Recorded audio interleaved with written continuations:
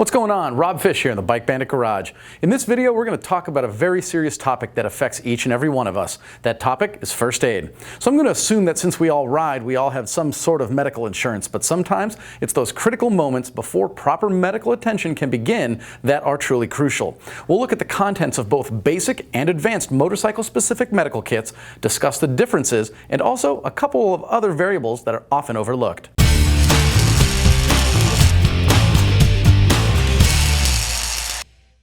Like the folks that love them, motorcycles come in all shapes, sizes, styles, and colors. Whether street or dirt, two wheels or four, this hobby, sport that we love is not risk-free. Far from it. But for some, that in and of itself is part of the attraction. Be it railing a berm to hit a 50-foot double, hitting that apex just right on the racetrack, or munching miles to some far-off destination to explore, we all face the possibility of injury. So how can we better prepare ourselves for when the fan gets hit? When we look at the differences between basic medical kits and the more advanced ones, we need to think about a couple key aspects. Being on a motorcycle makes space the biggest obstacle, as most bikes don't have the storage to hold a full-size kit. Machines that can carry a passenger oftentimes have luggage, which is key, as they need to actually then carry a kit that's capable of attending to two injured riders. The location of your kit also needs to be in an accessible location and clearly marked. It does no good if your kit is actually locked inside one of your panniers. I recommend either a red or orange bag with first aid clearly written on it, translated into the local language if traveling internationally, or at least a large red cross insignia or a star of life to symbolize its contents. That's another item to think about. Is this kit for you to respond to others or for others to attend to you? The contents would be very similar for sure, but if you have certain individual concerns, they need to be documented and obvious to your first responder. Your personal information as well as blood type, allergies, current medications being taken, your diabetic condition, etc. all need to be some of the first items addressed. So we as motorcyclists can of course encounter a variety of injuries while out riding. Most, however, will fall into two categories. You got boo-boos and you got traumas. So we'll call boo-boos things like a sore muscle or a bug bite or a bee sting, of course if you're not allergic, or a simple splinter. Traumas would be considered larger abrasion and impacts, and yeah, we're really talking skin and bones here. Also remember that we as motorcyclists have some general injuries, but also some more common injuries specifically to us, like severe head trauma, head, spinal, and internal injuries, fractures, debris in our eyes, and burns from exhaust pipes. Let's start off by discussing the contents of a basic medical kit.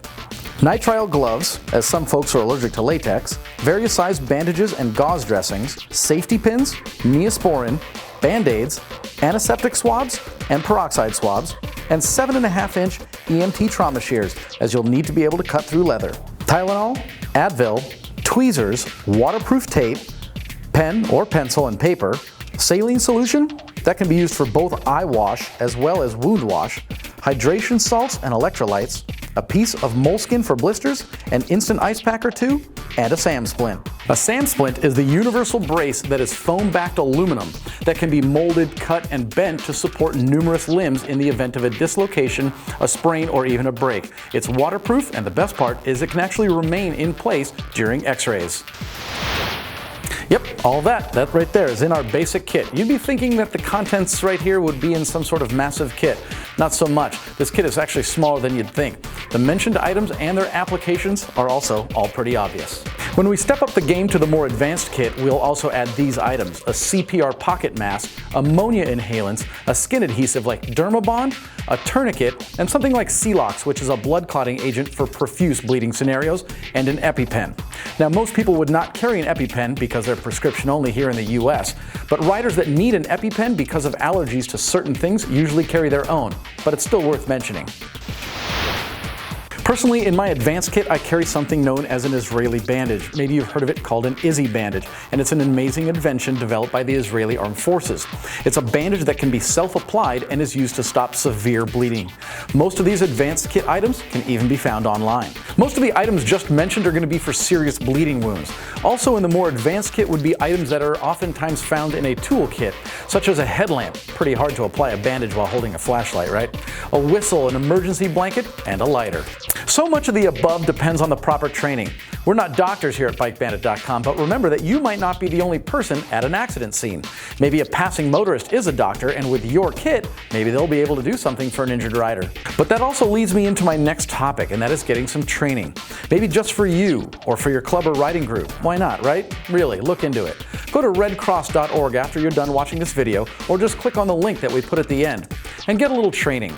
Their basic class is 1 day long, costs under $100, and they teach you basic first aid, the ABCs, that's airway, breathing, and compression, of CPR, and how to operate an AED device.